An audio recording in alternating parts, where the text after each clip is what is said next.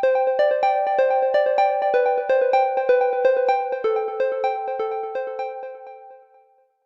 श्री परमात्मने नमः। ओम श्री सतगुरुदेवाय नमः। ये देखिए बता रहे तीसरे अध्याय का 35वां श्लोक। इसलिए उन दोनों को जीत कर सावधान हुआ स्वधर्म का आचरण करे, क्योंकि अच्छी प्रकार आचरण किए हुए दूसरे के धर्म से गुण रहित भी अपना धर्म श्रेष्ठ है, माने उत्तम है। और अपने धर्म में मरना भी कल्याणकारक है और दूसरे का धर्म भय देने वाला है। ये बता रहे भगवान तीसरे अध्याय के 35वें श्लोक में कि धर्म को तो समझा रहे भगवान। धर्म का अर्थ कुछ विशेष प्रकार से पूजा पाठ उपासना संबंधी विधि नहीं है। हम लोग क्या सोचते हैं कि यही हमारा धर्म है, कि पूजा है पाठ है, हमारे पितरों में किया जाता है, ऐसे हमारे रिवाज बनी है। देवी जौन है कलश रखना चाहिए, तीर्थों में जाना चाहिए, सावन में हमको जल चढ़ाना चाहिए, यही हमारा धर्म संबंधी विधि नहीं है। इसका व्यापक है उदाहरण अग्नि का धर्म है दह शक्ति। जैसे अग्नि का क्या धर्म है, वो जलाएगी जरूर, उसके अंदर आ सकती, उसमें कुछ भी डालोगे वो जला जरूर देगी। ऐसे ही बताया जल का धर्म है द्रव्य शक्ति। द्रव्य जो जल होता है वो सबके अंदर क्या है, शक्ति भरता है, ठंडक भरता है। इसी प्रकार धर्म का विशेषता की है कि जिससे धारण करके मनुष्य मनवोचित लक्षणों से युक्त होता है।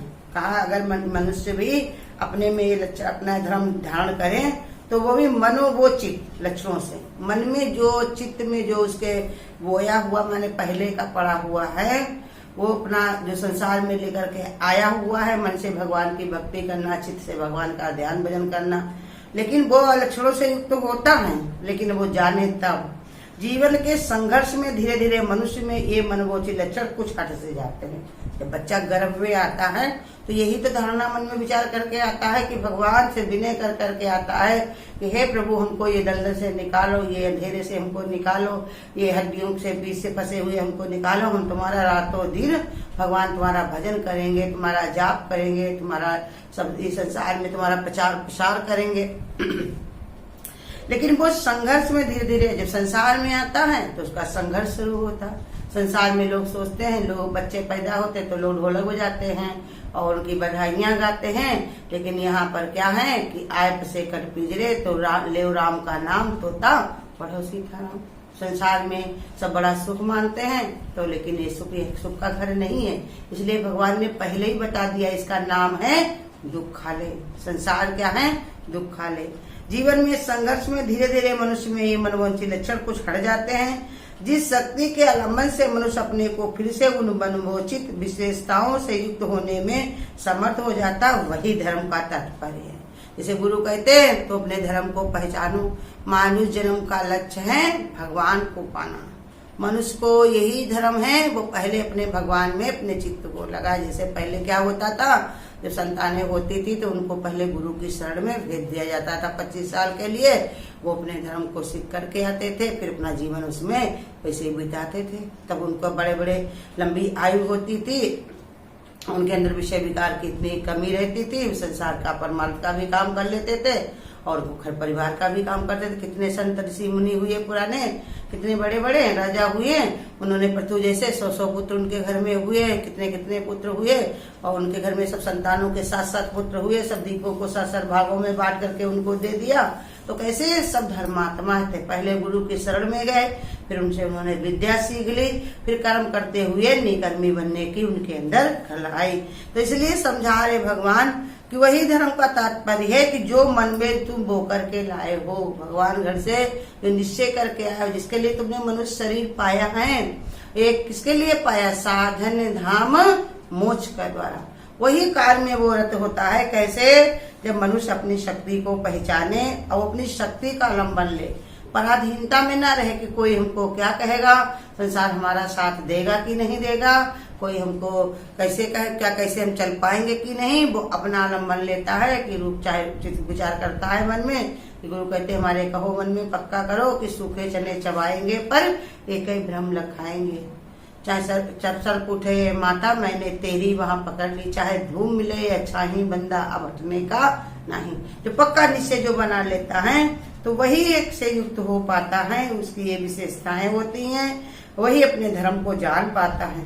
और साधन के रूप में उपासना, स्वाध्याय इत्यादि इसके अंतर्गत भी आते हैं। साधना इसकी करता है कि स्वाभाविक रूप से पहले साधन की उपासना, साधन में भगवान ने कहा साधन करते करते वो इसमें उपराम हो जाता है, देह में रहते रहते देह से उपराम, संसार में रहते रहते इसका सब तत्व को जान लेता है कि इसमें क्या, कहाँ पर सुख है, कहाँ पर दुख है, कौन सी तुमको साथ में चलने वाली, क्या नहीं चलने वाली। संत महात्माओं का संग करके ये साधना करता, हर समय अपने विचारों में ये रखता है, उसके अंदर शक्ति ये आ जाती है कि वो जान जाता है कि कुछ कहते नहीं, विषय को विषयन समझाने के तज विषयन की आस। भगवान ने कहा क्या है, जितने भी विषय हैं उसमें जो विष भरा हुआ है, जब तुमको पता चलता है तो उधर मन ही नहीं जाता है, दिमाग ही नहीं जाता है। तो इसलिए समझा रहे भगवान साधन के रूप में उपासना और स्वाध्याय। स्वाध्याय क्या है, यही अपने गुरु कहते अपने आत्मा में अध्याय में रमण करो। हमको दूसरे से कुछ लेना देना नहीं है, हमारा विचार ऐसा होना चाहिए हर समय भगवान के लिए अर्पण भाव, और भगवान का ही जाप सिमरन निकले हर समय। यही स्वाध्याय वाला श्वासों श्वास की भगवान भगत के बीच, और जो फेरे सो गुरु की, ना फेरे सो नीच। कहा कि जो स्वाध्याय में जो रत रहते अठो पैर की समाधि में, तो उनकी एक ही माला जाप करती रहती। जैसे गुरु आज हम लोगों को सिखा रहे कि हरिओम का जाप करो, महामंत्र है ये, जपा कर हरिओम तत्सत, हरिओम तत्सत। इसी नहीं कुछ तुमको आता तो इतना तो कर सकते हो, हरिओम हरिओम का अपना जाप करो, रातों दिन इसी की रचना लगाओ। भगवान का निश्चय है जो हमारा नाम का उच्चारण करेगा उसकी जिम्मेदारी हमारे हाथ में। हम ये ना सोचे कि संसार से मिला करके उनके जैसा हमारा काम हो, उनके जैसा हमारा काम हो, जिसमें हमारी भलाई होगी वही भगवान करेगा। तो इसलिए समझा रहे भगवान, इसके अंतर्गत आ जाते। स्वाभाविक ही इस प्रकार की विशेषताओं से युक्त व्यक्ति द्वारा अपने अपने कर्तव्य भी मिल जाते हैं। कहते जब इसमें स्वभाव ऐसा बन जाता है तो ये करते करते रास्ते पे चलते चलते, गुरु कहते तो मंजिल पे चलते चले जाओगे तो कोई न कोई दिन मंजिल पाओगे जरूर। मंजिल हमारी दूर है, जाना जरूर है, तन मन में शक्ति भर लो आत्म विचार से। दुई का नाश होता है उत्तम विचार से। जो हम और भगवान को अलग अलग मानते हैं, जब हमारे अंदर उत्तम विचार क्या आता कि मैं आत्मा हूँ, और आत्मा कहने से नहीं, आत्म जैसे हमारे परमात्मा जैसे कार्य हूँ, भगवान से मिलने के हमारे अंदर तड़पण हो, उसके लिए हमारे अंदर आए हो, मीरा के जैसे हमारे अंदर दर्द हो। तो इसलिए कहते जब अपने कर्तव्य में अपने अपने कर्तव्य किए जाते हैं तो फिर उसमें उनके अंदर ये मनुष्य के अंदर ये अपने अपने कर्तव्य भी मिल जाते हैं। उन कर्तव्यों को करने के तरीकों से मनुष्य की मनगोचित विशेषताएं झलकती रहती है। अगर ये कार्य में अगर वो अपने कर्तव्य में लगे, मेन कार्य में, तो ये विशेषताएं उसकी झलकती रहती है। जैसे गुरु बताते ना कि भक्ति करे पाताल में तो प्रकट हो आकाश। जब इंसान भगवान की तरफ रमता है, लगता है, तो ये अपने आप दिखने लगते लक्षण। सब संसार वाले भी उसको मनुष्य नहीं कहते, कहेंगे ये तो देवता स्वरूप हो गए, ये तो स्वयं भगवान हो गए, ये तो संत बन गए, ये तो महात्मा बन गए। इसलिए कहते झलकियां दिखते थे। इस कारण कर्तव्य पालन में धर्म का एक महत्वपूर्ण अंग है। धर्म का तात्पर्य केवल कोई दर्शन विशेष या मत विदेश अथवा संप्रदाय विशेष नहीं है, वो तो हर मनुष्य के अंदर छिपी हुई दिव्यता के व्यक्त होने का साधन है। धर्म का मतलब क्या है, अपने धर्म को पहचानो, जो तुम्हारे अंदर दिव्यता है, माने जो परमात्मा का तुम्हारा स्वरूप है, उसको जान लेना ही हमारा धर्म है। उसको पहचान ला। अब वो गुरु हमको बता देता क्या कि मान न मान तू है भगवान। दिव्यता किसी व्यक्ति के अध्ययन अध्यापन द्वारा व्यक्त होगी, तो किसी भी युद्ध द्वारा, किसी के व्यापार द्वारा, इस प्रकार के अन्य कर्मों के द्वारा व्यक्त होगी। जैसा जिसके अंदर लक्षण होगा, जैसा उसके अंदर कर्म पड़ा होगा, जैसा उसका विचार होगा, तो वो भी उसको समझ में आएगा। कोई अपने का है तो वो कहते युद्ध में रम जाता है, युद्ध में द्वारा, युद्ध में देखो कैसे कैसे बड़े प्रतापी राजा महाराजा हुए, वो युद्ध में वीरता अपनी लेकर के अपने कर्तव्य में रम गए, तो कैसे कैसे लक्ष्मीबाई ने देखो प्राण गंवा दिए। और बताया कोई जो होता है व्यापार में, बड़े बड़े व्यापारी भी जो को चाय बेचते थे, तो इतने बड़े बड़े बने, उनके इतनी बड़ी बड़ी कंपनियां बनी, तो उनको भी पहचाना गया। और ये बता रहे कोई जो होता है भगवान की ओर अध्ययन अध्यापन के द्वारा, संत महात्मा ऋषि मुनि होते हैं, जब ऋषि में रम जाते तो एक दिन संसार उनको देखो ये दिव्यता को उनकी जान जाता है। दिव्यता की व्यक्ति, इस दिव्यता को व्यक्त करना ही भगवत प्राप्ति, आत्म साक्षात्कार इत्यादि नामों से कहा गया। ये दिव्यता तुम्हारी जो निखर करके आए, माने संसार तुमसे उदाहरण ले, तुमसे शिक्षा ले। जैसे राम को बताया कि कहा कि मर्यादा पुरुषोत्तम राम कब बने, जब उन्होंने पूरे कार्य स्थिर होकर के किए, तब मर्यादा पुरुषोत्तम हुए। यही गुरु हम लोगों को बताते हैं, तुमको भी वो सिद्धि होनी चाहिए। अपने सारे कर्तव्य ऐसे यथाचित करो कि कोई काम ऐसे ना हो जिसके कारण तुम्हारा संसार में कोई तुम्हारा उदाहरण न ले सके। जो भी कार्य करो तो तुम्हारे उदाहरण रूप हो, दूसरे को सुख देने वाले, दूसरे को चैन देने वाले। तो कहते इसलिए भगवान कहते, कैसी भी कहा, भगवान ने स्पष्ट भी कह दिया है कि अपने अपने संस्कारों, स्वभाव, परिस्थितियों के अनुरूप किसी मनुष्य का तो भी धर्म हो, वो धर्म का आचरण उसे अत्यंत उत्साह पूर्वक पूरा करना चाहिए। करे अगर कोई जाति है, कोई धर्म है, उसका कोई आचरण है, जैसे रविदास को बताया उनके पिताजी परिवार वाले सब मोची ही थे, जूते गाड़ते तो वो भी गाड़ते रहे, तो उनकी भगवान की भक्ति में बाधा नहीं पड़ा। कभी जिनके साथ में रहने, जिन्होंने पाला था, उनके वहां धागा बुना जाता था, कपड़े बनाए जाते थे, वो करने लगे, लेकिन वो बाधा नहीं बने। ऐसे ही बता रहे भगवान कि तुम्हारा भी अगर ये बाहरी स्वरूप से कोई आचरण है, कोई तुम्हारे जाति वर्ण है, कोई धर्म है, आचरण है, तब भी तुमको छोड़ना नहीं चाहिए, क्योंकि अगर तुम छोड़ करके हटोगे तो लौट के तुमको फिर से वही काम को करना पड़ेगा। इसलिए कठिन से कठिन भी धर्म को नहीं मनुष्य को छोड़ना चाहिए, चाहे वो एक बार मृत्यु को उसको सामना भी करना पड़े। वही अर्जुन को समझा रहे भगवान कि अगर तुम मर जाओगे तो स्वर्ग को प्राप्त होगे, और अगर तुम मर जाओ और जीत जाओगे तो पृथ्वी का राज भोगोगे। इसलिए समझा रहे भगवान, हमारे गुरु यही समझाते हैं कि अगर तुमने धर्म को छोड़ा तो जीते जी मृत्यु के समान है। किसी से छल किया, कपट किया तो क्या संसार तुमको नहीं जान पाएगा? ये तुम्हारा मन तो जानता है, तुम्हारा अपना आचरण तो तुम्हारे पीछे लगा हुआ है। तुम्हारा भगवान ने कहा देखने वाली प्रकृति तुम्हें देख ही रही है, पांचों तत्व तुम्हें देख ही रहे। इसे बताया कि एक गुरु जो थे, उन्होंने अपने शिष्यों से कहा, भैया हमको अपनी लड़की की शादी करनी है, सब लोग मिलकर हमारी मदद करो। जिसके पास जो भी चीजें हो वो अपना लेकर के आ जाए, लेकिन ये करना कि लाना वही चीज जो कि कोई चीज कोई देख ना पाए। तो सब तो भाई गए लेकर के आ गए, लेकिन एक उनका परम शिष्य था, उसने कहा भाई वो तो कुछ नहीं लेके आया, जबकि वो धनवान घर का था। तो जब आए तो गुरु के सामने कहने लगा कि गुरु हम कुछ नहीं ले आ पाए। तो गुरु ने कहा क्यों, तुम तो बड़े धनवान घर के हो, तुम्हारे घर में क्या कमी है?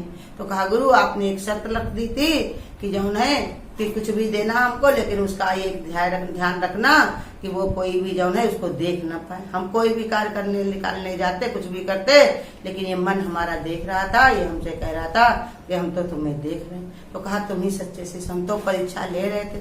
तो इसलिए गुरु बता रहे कि तुम ऐसे भी कोई काम ना करो कि मन तुम्हारा मन में ये छप जाए। संसार तुमको माफ कर देगा, लेकिन तुम्हारा मन तुमको माफ नहीं करेगा। तो कहते कठिन से कठिन परिस्थिति में भी उसको सामना करना पड़े, तब भी पीछे नहीं हटना चाहिए। यदि वह कर्म सुकर है, सुगम कर्मों की तलाश में अपने लिए निर्धारित कर्तव्य है, तो प्रतिदिन बदलता रहे, तो ऐसा कल्याणकारक भी नहीं। कहा कि देखो अगर सुखकर और सुगम कर्मों की तलाश में आप अपने निर्धारित कर्म को प्रतिदिन बदलता रहे, जैसे गुरु को बताया है कि रोज गुरु को भी अगर बदलना नहीं चाहिए, पति को रख लो रोज बदलना नहीं चाहिए, माँ बाप भी बदलने नहीं चाहिए, जैसी मर्जी हो उन्हीं को माँ कह दिया, बाप कह दिया, तो ये धर्म के विरुद्ध है। एक के साधे सब सधे, तो सब साधे सब जाए। गुरु कहते एक की साधना में तुम अपना जीवन लगाओगे, भले को वो कैसे से कैसा हो, लेकिन तुम्हारा धर्म तो तुमको तार देगा, तुम्हारे तो विचार तुमको तार देंगे, तुम्हारा तो निश्चय तुम्हारे साथ में है। गुरु कहते तुम्हारा धर्म ही तुमको उद्धार कराएगा। तो जो तुमने निश्चय बना लिया है, उसकी शरण में बैठ गए हो, तो भगवान ने कहा कोई न कोई दिन उसके अंदर जागृति आएगी। वो परमात्मा स्वरूप ही है, भगवान उसी के साथ बैठ करके उसी के अंदर से निकल करके तुम्हारे कार्य को करेगा। और सच में है भी यही कि जिंदगी हमारी जा रही, सब करती ही तो चली जा रही है, क्या रुका चला जा रहा है? बताओ, ये जगत तो चलता ही चला जा रहा है, इसमें क्या बाधा है? हमको क्या है कि गुरु कहते अपनी मनमानी करने का, ये कर्म के अनुसार सब कुछ मिला हुआ हमको है। तो इसलिए उसको जान करके अगर वो इसमें विचार अपना पक्का नहीं करता है, तो इसलिए वो अपनी दिव्यता को छोड़ करके पछता का भाव ना पाना है। ये पशु होते हैं जिसको कोई भी खरीद ले जाए, कोई अपने खूंटे से बांध ले, कोई उनसे कैसा भी कर ले। मनुष्य में वही मनुष्यता यही है उसके अंदर कि वो अपनी पहचान करे कि भगवान ने जैसे हमको रखा है वही में हमको वही में ही अपने भगवान का भजन करना है, उसी में अपना विचार बना लेना है। और गुरु सिखा रहे हमको कि एक के साधे सब सधे तो सब साधे सब जान। शुभ अवसर बीते जाते हैं, तुम बुद्धिमान मानव जागो। शुभ अवसर बीते जाते हैं, तुम बुद्धिमान प्रेमी जागो। अविवेकी देर लगाते हैं, तुम बुद्धिमान प्रेमी जागो। अविवेकी देर लगाते हैं, तुम बुद्धिमान प्रेमी जानो। ये मादुखत अज्ञान निशा, जिसमें सूझती न सत्य दिशा। ये महादुखद अज्ञान निशा, जिसमें न सूझती सत्य दिशा। इसको सब समझ न पाते हैं, तुम बुद्धिमान प्रेमी जागो। इसको सब समझ न पाते हैं, तुम बुद्धिमान प्रेमी जागो। शुभ अवसर बीते जाते हैं, तुम बुद्धिमान प्रेमी जागो। ये झूठे सुख दुख के सपने, जिसको तुम समझ रहे अपने। ये झूठे दुख सुख के सपने, जिसको तुम समझ रहे अपने। सब मन के माने नाते हैं, तुम बुद्धिमान प्रेमी जागो। सब मन के माने नाते हैं, तुम बुद्धिमान प्रेमी जागो। शुभ अवसर बीते जाते हैं, तुम बुद्धिमान प्रेमी जागो। भोगों से जो कि विरक्त बने, जो सच्चे प्रभु के भक्त बने। भोगों से जो कि विरक्त बने, जो सच्चे प्रभु के भक्त बने। वे गुरुजन नित्य जगाते हैं, तुम बुद्धिमान प्रेमी जागो। वे गुरुजन नित्य जगाते हैं, तुम बुद्धिमान प्रेमी जागो। शुभ अवसर बीते जाते हैं, तुम बुद्धिमान प्रेमी जागो। जो उठते मोह नींद तज कर, चलते शुभ सद्गुण से सज कर। जो उठते मोह नींद तज कर, चलते शुभ सब सद्गुण से सज कर।